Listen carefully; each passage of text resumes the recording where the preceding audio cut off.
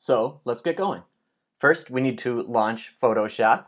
So you'll double click on the Photoshop icon. It's either on your desktop or if you've got a Mac, it might be down in your shelf down here. If you hover your cursor down, you can see our Photoshop. We will click on that bad boy. It will jump. When it jumps, it's letting you know that it's ready to go. Depending on the speed and capabilities of your computer, it might jump for once or twice and then jump right into Photoshop, or it might jump a lot to get you there. Just be patient, and then you'll get to the home screen here, and then we can create something new, and then we'll be off and running.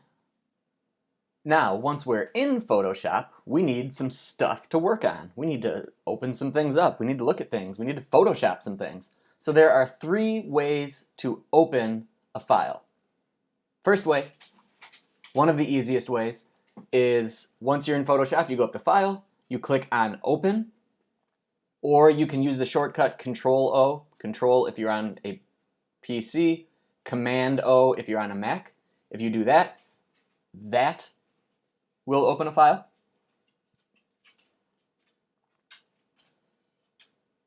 You can always take a Photoshop file, a PSD file, and drag it on top of the actual Photoshop program icon, and that will open a file. This is weird. I don't even know why or who does things this way, but just so you know, it's a thing you can do. Or then the old reliable, just double click on an existing Photoshop document, a .psd. Once we start working in Photoshop and you see that some files you've created are .psds, if you double click on those, that opens up the file and allows you to see all of your work and what you've been working on. Let's look at some examples of how to do these 3 things. So here is my desktop with oh so much stuff on it. Here in the middle, we'll see that this is a PSD Photoshop document. So if I double click that, give it a second, boom, this is my Puppies for Adoption page that I'm working on.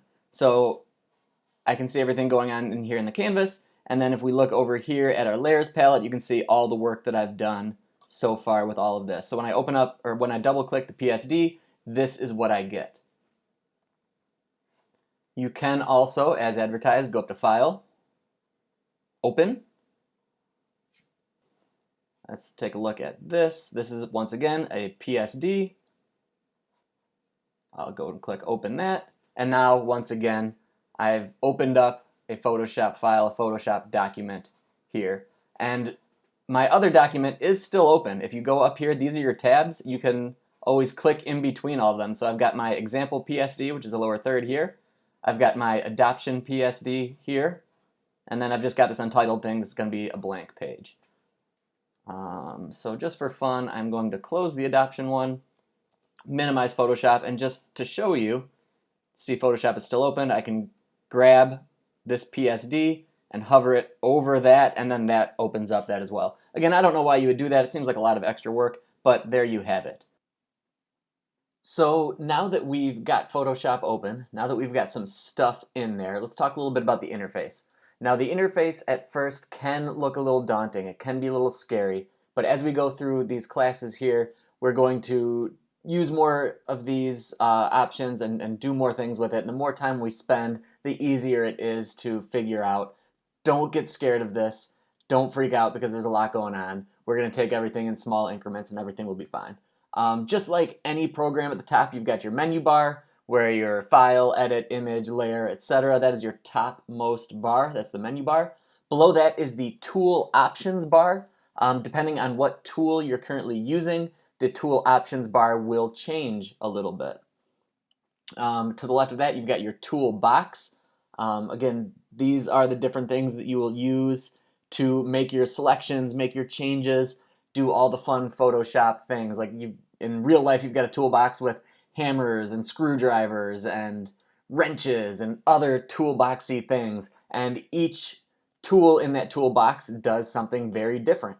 And that's the concept with the toolbox in Photoshop as well.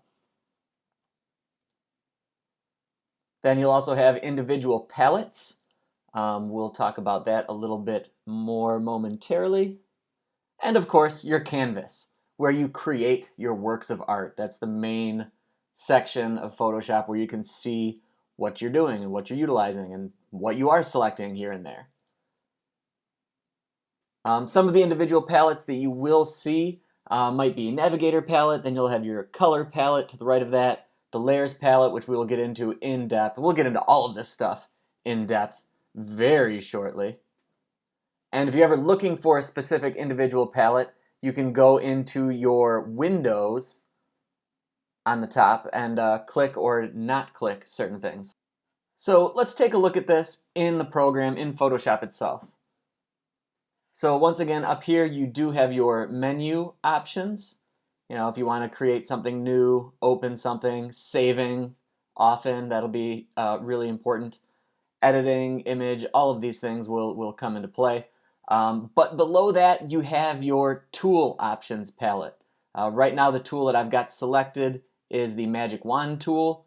But if I click up to the lasso tool, you'll see that this changes a little bit. Or if I click this, your marquee tool, things are going to change a little bit there. Or if I switch to maybe my paint bucket, you'll see once again that the tool options bar changes things up. And obviously, again, this is a lot right now, but we're going to get into what all of these things mean, why they matter, and how to utilize them all as well.